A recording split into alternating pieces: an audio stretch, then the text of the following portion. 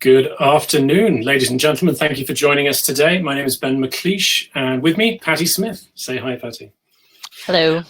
We are here to take you through the Altmetric service today, what it is, what it does, and a quick demo.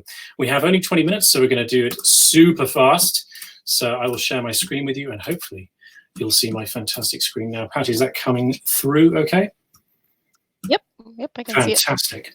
So like I say, Patty Smith, Engagement Director at Altmetric, Ben McLeish, Sales at Altmetric. Let's dive into it, the product focus for Altmetric. So what are Altmetrics? They are every kind of attention that your research receives outside of the traditional stuff like journal impact factor, citations, H-index, all that lovely stuff that we've come to know and love. We're looking instead at a larger set of online data that are extremely hard to find manually. Those come from policy documents from around the world, from news sources in multiple languages which link to research, blogs, social media sites, patent reuse, things like that. That is really the type of attention that we're capturing for the research out there. There are an awful lot of individual sources that we look at. I put this together this morning because one of the main things that we want to focus on in general, and one of the things that our customers tend to focus on and our end users, is how is my research showing up within policy around the world? You'll see that it ranges across the entire globe. This is a mere smattering of what's out there. There are at least 188 different policy sources out there that track our data, along with news sites internationally in at least 41 different languages, blogs, 15,000 different blogs, and so on. This is the kind of stuff where we want to know what kind of reach our research is receiving within the general public, within policy, within patent literature, and so forth. So how does it work? What do we need in order to be able to track where research is? So we do this regardless of who is our customer. We look in general for where research is showing up in these places online where we expect research to be cited or linked to. All that we need is a research output that has a persistent identifier associated with it, and it's mentioned in one of the sources that we're tracking. And that means when we're talking about pieces of research, we don't just mean articles. Although I could list all of the ones that you can see on this list here, as long as it has an identifier of some kind, a DOI, a PubMed ID, an SSRN, and so on, we are already looking for it. Doesn't matter if you've never heard of our service before, although I would be surprised if you had absolutely no idea what this is. If you come from a university that's never considered this before, or an institution that is publishing items, but you've never looked at our service, we are still finding your research because it's showing up in an identifiable form in one of the sources that we're looking for. So for example, this video of some kind of 3D structure, I don't know what it is, that has an identifier associated with it. We don't really care that it's a video or not. We know it's a piece of research. It has that identifier. It's been perhaps tweeted somewhere or something like that. We then treat that as a piece of research. The identifiers that we support out of the box, whether you know it or not, are the following. So most of them are going to be DOIs because they're just so well entrenched in scholarly infrastructure. But if it has a PubMed ID, if you're publishing items onto a repository that uses the handle system, and then somebody shares that link from your repository onto the social web, or it's cited somewhere in a policy document, we recognize that link, and so we pick it up. So as you can see, it's fairly broad, covers almost everything that our customers would expect is amongst their research.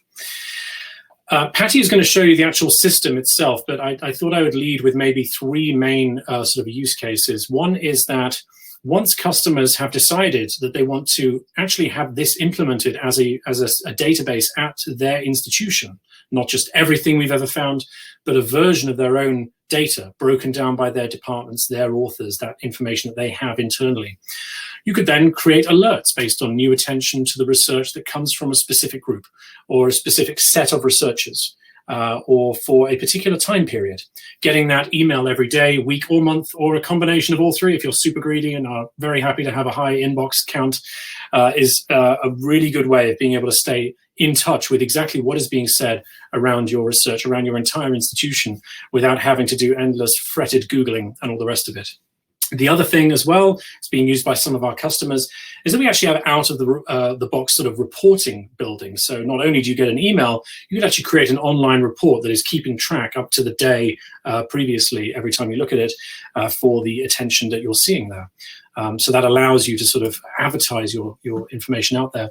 And lastly, this is an invisible audience. This is a kind of attention that is impossible to find because people aren't saying your name. They're not talking about your university. They will simply say, new research shows that, and they might link to the research. That, however, was one of your items. And so you can very quickly and with good quantifiable sort of views, see where is the policy audience around the world, what news organizations in which countries are talking about our research or my research or the following items of our research. And with that, I'm going to stop sharing and I'm going to hand over to Patty. There we go. That Okay, should great. hopefully work. Get back on here and share my screen. All right.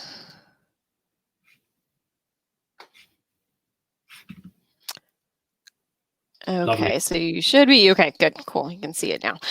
So thank you, Ben. So as Ben introduced me earlier, my name is Patty Smith, and I'm the Senior Engagement Manager at Altmetric. So I run trainings, create guides, do things like this. Our trainings are usually about an hour long, so I'm going to give you a bite-sized smattering of some of the highlights that I might cover in a typical training. So in the short time we have today, I'm going to cover some of the basics of the Altmetric platform and focus on some of my favorite features kind of that Ben touched on a little bit in the slides. So I'll show you a bit about how to do some of that automated reporting. We'll talk about policy documents, and we'll also touch on key opinion leaders as well. So to start off, so this is what the Altmetric Explorer platform looks like. So if you are a current customer, your homepage, it might look slightly different depending on where you work. So for example, if you work for a university, you might log in and see just your university's research outputs. It depends on the data integration that your company or university might have with us. But for our purposes today, I'm going to focus on the full Altmetric database because that's something that all of our customers do have access to searching. So up here at the top, we can see I'm located on our Highlights tab. So when you log in, you will automatically be taken to our Highlights tab, but we have all these other tabs at the top that you can explore and view all of that attention your research is getting using these different tabs here. We have some high-level numbers up here at the top. So as you can see, the full Altmetric universe, we're tracking almost 16 million research outputs with attention. So all of these 16 million research outputs have been, either tweeted about or mentioned in the news or a blog or a policy document, et cetera. They've been mentioned somewhere online, totaling close to 150 million total mentions. So 16 million, that's quite a lot for you to sift through. You're probably rarely going to search the full Altmetric universe, if you will. So the first thing you'll probably want to do as you start searching Altmetric Explorer is to whittle your search down a little bit and apply some different search filters using maybe our advanced search feature. So to get to our advanced search, I'm going to click on this blue Edit Search button up here at the top of my screen. So let me open this up. So as I come into my advanced search, as you can see, there are many, many different ways that we can search the full database. So we definitely don't have time to touch on all of these things today. So I'm going to highlight a couple things that I use quite frequently when I'm searching Altmetric Explorer. So over here on the left-hand side, so we have our subject area here. So here's where we can search for a subject or a field of research classification. So if I want to know kind of, well, what's going on in the world of biological sciences or something like that, I can just start typing in some words and we'll get some suggestions auto-populating down here. So like I said, this is a pretty great way to really easily see what's going on in a field of research, get an idea who maybe some of those key opinion leaders are online, kind of just what's going on in a field of research. So that's something I use quite a bit. We also have this affiliation search directly below that. So let's say I work at a university and I want to see, well, what are my peer universities up to? What are they publishing? What kind of attention is their research getting? Again, you just have to start typing in the name of a university and you'll see some suggestions pop up below. Same goes for if you work for a corporate entity, a pharmaceutical company. If you want to see what your competition is doing, just start typing in one of their names and you'll start to see some of those results appear. Kind of as Ben touched on, we're already looking for your research, even if you don't know it yet. And so that's kind of where this comes into play. And that's why we can kind of search for those different universities or corporate entities, is because we're already out there scouring for the attention that your research is getting. Over here on the right-hand side, we can also search by journal or collection. So we also track preprint servers. So if I start typing in a journal title, like JAMA surgery, or maybe I also want to type in maybe JAMA oncology. So we can create a very long search string of different journals that we might be interested in here, or even paste in a list of journal ISSNs. I'm going to leave JAMA surgery in there. I'm going to scroll down a bit.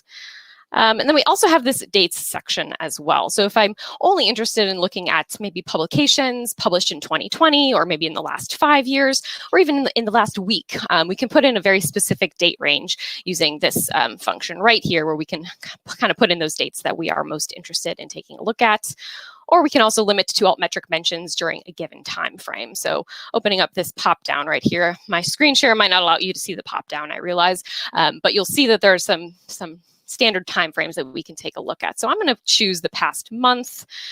So I'm going to search for JAMA surgery, the journal, and Altmetric mentions during the past month, and just run my search so we can see how those results kind of narrowed down. So now instead of looking at 16 million research outputs with attention, I'm looking at 193 outputs with attention, so published in the journal JAMA surgery, and they've been mentioned in the past month. So as you saw in the advanced search, many different ways that we can search the database and customize your searching to fit your needs. But whenever you do create a specific search, you can really quickly and easily save that search so you can revisit it later by clicking on this Save Search button over here on the right-hand side. So if I click Save, it'll turn green, letting me know that it has been saved. And I will note that whatever tab you're on in Altmetric Explorer, you'll always see that Save Search button over here on the right. So it makes it really, really easy for you to save searches wherever you are in the process. But once you have saved a search, to revisit it, all you have to do is go over to my Saved Searches section on the left-hand side.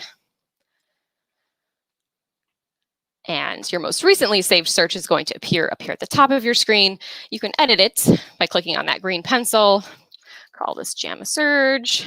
Click Save, call it whatever you want. So now if you want to rerun that search with those limits I applied, just come in here, click that link, and you'll rerun that search. But the Save Searches section is also where those automated reports come into play that Ben was talking about. So here in this middle section is where we have some reporting options for you built directly into the tool. So here's where we can choose to receive daily, weekly, and or monthly email alerts that come directly to your inbox. I really love this report. I use it all the time. It gives you a really nice, succinct, easy to digest summary of when your research has been, when and where your research has been mentioned in that given time frame that you so choose. We also have this shareable report that Ben also mentioned. Let me pop this open and wait for my screen share to catch up with me. Looks like it's thinking. Ben, are you still seeing my saved searches?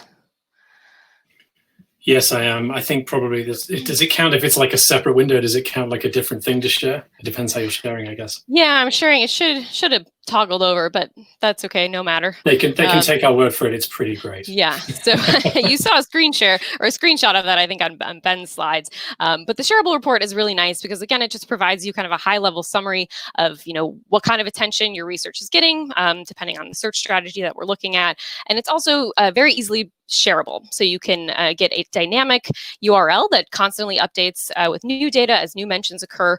You can publicly share that if you so choose, or you can just keep it private and share it internally with your colleagues. But it gives you a nice, easy to use URL that you can then share. All right, so I'm going to go back to my main database here. Okay, so if our automated reporting is not enough for you, you want more, you want to play around with the raw data, that's also an option that you have as well. So let me go to my Research Outputs tab. And so over here on the right, next to the Save Search button, we also give you the ability to download these results as a CSV file. So if you have, a visualization you want to play around with to create your own visualization, or just create tables, or just use that raw data, you have that option as well to supplement your maybe reporting that you already have in place. So for every tab up here at the top, you'll see this option to export this tab and download the results as a CSV, or even open the results in the API if you have access to the API. So always keep that in mind. That's always an option for you. I'm going to pop over to my demographics tab because this is one of my favorite features that I like to show, because it gives you these really nice, appealing, compelling heat maps of where in the world research is being talked about. So we can see attention globally for Twitter, Facebook, news, and policy. So we get those nice heat maps for each one of those source types. And we also have the corresponding data table over here on the right, which of course you can download to a CSV file. But I want to take a moment to just talk about policy for a second. So over the last couple of months, our team has really been hard at work adding new policy sources. And so over the last couple of months, we've more than doubled the sources that we're tracking. So up here at the top, you can see that we are now tracking over 2.2 million policy documents from 197 unique policy sources in 47 different countries. So, for example, we recently added the ACLU, or the American Civil Liberties Union. That's one that I'm pretty excited about. We're now tracking Africa Portal, which is tons of different policy sources from the African continent, which is great. So now you can see on this heat map, Africa is a little bit more filled out than it was just a couple of months ago. And we've also added all 5 United Nations Economic Commission sources as well now. So that's another one that's pretty exciting. So if policy is meaningful to you, which we know that it's a focus area for many of our customers because it provides more of that concrete link to research actually making an impact on people's lives, definitely take a look at these new sources and stay tuned because I know we're continually adding more and it's a real big focus for us right now. But if you wanted to take a look at like hovering over Kenya, for example, so now we're tracking 11 unique policy sources from Kenya. If I wanted to see what those actually are, all I have to do is click Kenya in the map or over here in the data table, and then I'll be able to explore in detail what those policy documents are from Kenya in my mentions tab. And this is kind of a scrolling feed of all these mentions where I see what that policy document is, and I can view all of the research that's mentioned in this policy document there in this, like I said, in this long kind of scrolling feed where you can explore all those mentions. While I'm in this tab, I do want to quickly show you another one of my favorite features that's a little bit hidden. If Twitter is of interest to you, this could be a game changer if you didn't know it existed yet. But Twitter, as I hover over this add source button here, I can see that I can view all tweets about this research, but I can also actually limit to original tweets only. So this is a really nice tool. So if I click apply, now I'm going to filter out all of my retweets and actually hone in on those original conversation starters on Twitter and see who's, like I said, starting talking about the research on these different Twitter threads that we're tracking and getting rid of some of those retweets. So definitely take a look at that if Twitter is of interest to you. Finally, I'm going to go over to our Mention Sources tab. So the Mention Sources tab, if you are a current customer of Altmetric and you don't have this tab, I just want to quickly note that this is a bit of an add-on feature. So if you're interested in getting access to this, definitely email us at support@altmetric.com and we'll look into how we can get this activated for you. So yeah, definitely let us know if you're a current customer and you don't see this tab. But as you can see here, we've kind of rolled up all of the mentions that we're tracking into the different tweeters, different news outlets, different organizations that are talking about research the most. So we have some policy sources like the World Health Organization is mentioning research quite a lot, not surprisingly. But if we start scrolling down, we also see prominent Twitter accounts that are mentioning research. We can also see the number of followers these Twitter accounts have, and we see news and blogs, Facebook pages, and things like that. So this is where those key opinion leaders kind of come in. So we can limit this list to Twitter if we so choose to do that.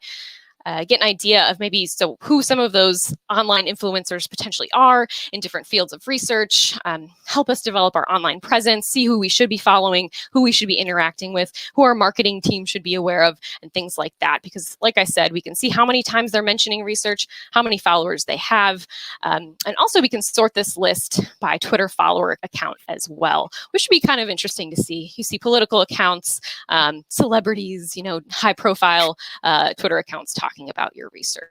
So with that, I'm done. I think we have 1 minute for questions. Well done. Well done. We actually have 3 questions that have already been there. I realized I did my typical sales thing and just dived straight for the jugular and didn't explain that we are recording this session. You can have our slides afterwards if you like. And to ask a question, which lovely 3 of you have done, you can use that ask a question button at the bottom if you have any more. There are some good ones. Can you point us to something that helps show what you can only get if you subscribe? That's an easy one. Pretty much everything we showed you is in the subscription version. The free Altmetric tools are things like the badges that you see. There's a little bookmarklet that will tell you in a page for the thing you are looking at what is like being discussed at the moment. Pretty much everything else that you saw there is part of what our customers see. There's a definition of policy, like what is our definition of a policy organization? Broadly, government policy documents, international organizational policy documents, some think tanks.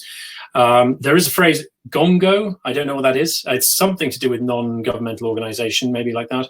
But yeah, they cross IGOs, NGOs, government, think tanks, and so on. Another question, how do you handle bots on Twitter? This is a fascinating question. So some bots are okay. So for example, Archive has a bot that tweets every new paper. That's a valid form of bot attention. A lot of that is done on the Twitter side. So if they ban an account or flag it as something they don't want to have in their data, we have to remove it. We essentially reflect what they have. So a lot of anti-gaming measures, even though we have some, a lot of it's inherited from Twitter. And then what non-Twitter social media sources are you using or planning to use? Broadly, we have historical data for LinkedIn, Pinterest, yeah, and for Google Plus ended last year. LinkedIn and things like Sina Weibo are historical because they're technically unavailable to us now. And Google Plus shut down, of course, last year, I think, like I said. Reddit is a form of social media account, I suppose, or social media platform, sort of. It's a forum, sort of a front page of the internet. I argue that YouTube is actually a form of social media account these days as well, but I suppose that broadly fits in there. And then Facebook pages. We don't track people, we track public pages, which is where most of the attention comes from. Patient groups, ilovescience.com or whatever it's called. And so, yeah, that's what we broadly have. I wouldn't say that our social media is Western-centric. Sina Weibo was the Chinese and is the Chinese version of Twitter, but the limitation of access outside of China prevented us from carrying on having it. We always are asking for recommendations for future sources. So we do try and be as broad as possible in the world. And then if you look at actually where the Twitter audience is, they are broadly around the world. It's one of Russia's, one of India's, one of Africa's main communication methods. So I think the fact that it's a Californian mega company doesn't really play into the kinds of audiences that we're tracking. I think that's everything, right? Did we manage to smash through it, Patty? I think we did. I think so. I think. Wonderful. Excellent. Thank you very much for your time. I noticed we're 2 minutes over. Do you think they're going to tell us off? I hope not. Yeah, very good. If there are any other questions, I suppose we should say ben@altmetric.com or patty@altmetric.com. Fire those questions our way. If we see any other questions that are being asked that we just don't have time for, we'll answer them for you as well. And good luck with the rest of the sessions. Thank you very much. Thank you.